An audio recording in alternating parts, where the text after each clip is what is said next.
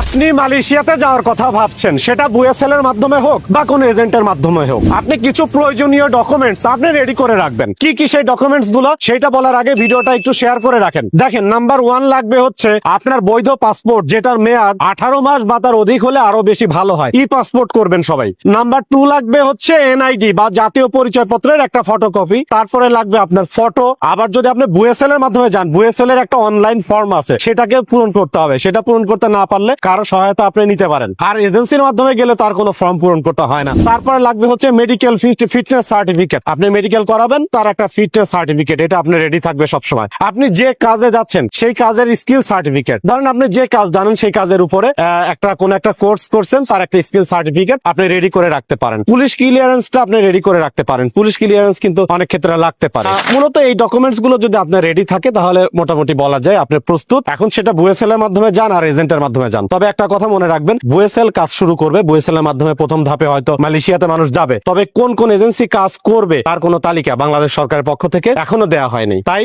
কোন এজেন্টের কাছে এখনই আপনার পাসপোর্ট বা টাকা পয়সা লেনদেন কোনো কিছুই করবেন না। একটু ধৈর্য ধরে অপেক্ষা করেন, খুব শীঘ্রই হয়তো এই বিষয়ে আপডেট আসবে। আমরা ইনশাল্লাহ আপনাদেরকে জানাবো। ভিডিওটা একটু শেয়ার করে দিবেন।